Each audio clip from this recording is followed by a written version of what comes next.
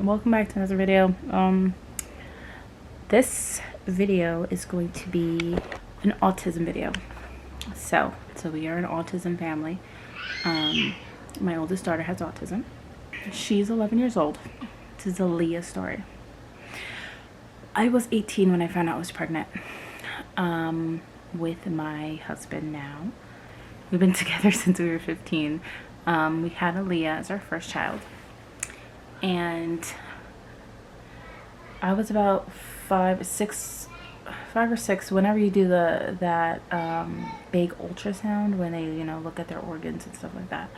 And I forgot what it's called, but I had that ultrasound and I went in, and it took longer than I guess it's supposed to be. It's my first time, so I didn't know.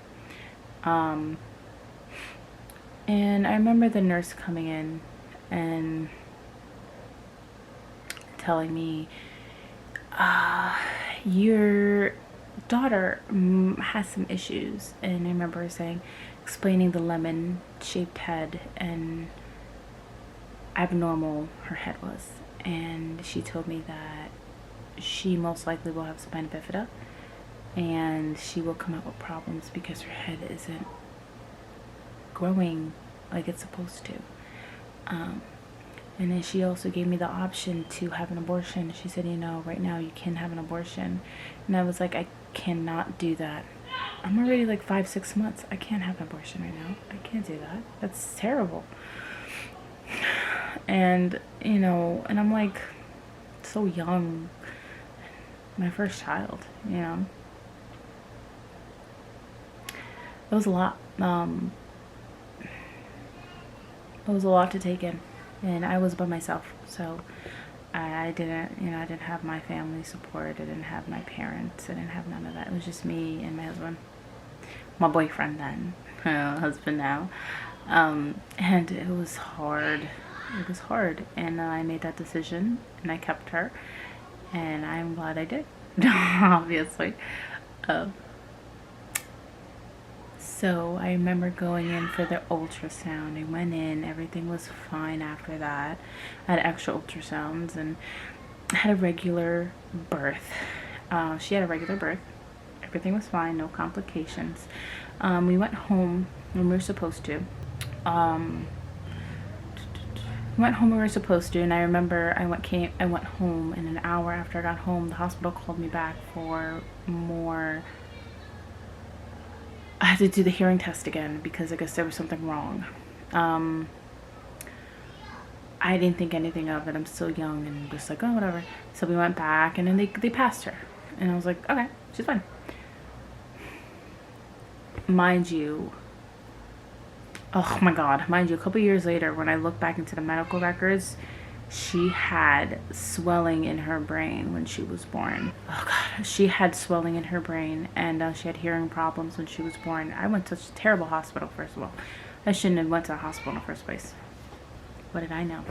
It was just me and my boyfriend, and I had no family support. Didn't know what to do. But 2 months later,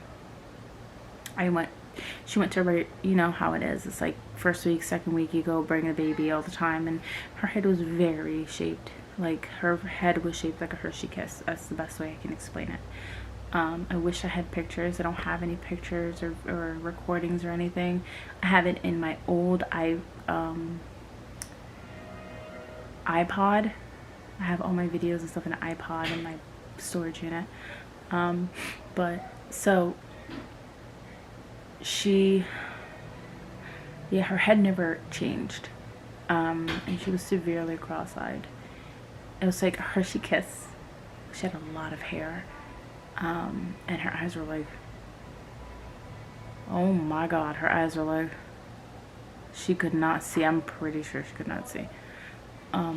She would cry all the time. She cried all night, all day. And I remember bringing her to the doctor. They were like, oh, she's colicky.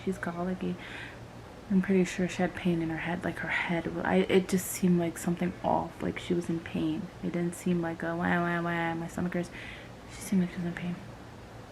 And when I look back on it, it just, breaks my heart, and it makes me want to cry because I remember staying up all night with her. Oh, I'm gonna cry. Oh my god. Every time I talk about it. I remember staying up all night with her, walking back and forth in the basement, just trying to soothe her, but I couldn't, and it was constant crying, and I feel terrible, but I don't, because I'm honestly pretty proud of myself. I was 18, my mother abandoned me, like, she just was like, I'm busy, I don't care, do what you gotta do, get out of my house. And I did it on my own, you know.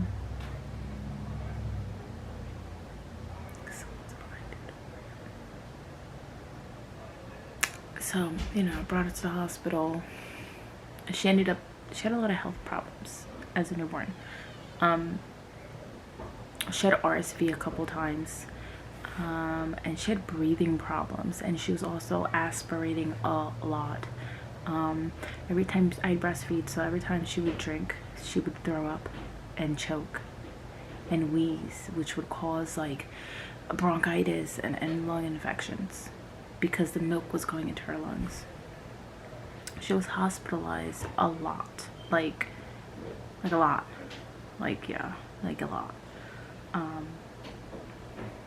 The first 9 months, 10 months of her life, she was in the hospital every month for a week, maybe 2 weeks straight, and she had IVs, feeding tubes,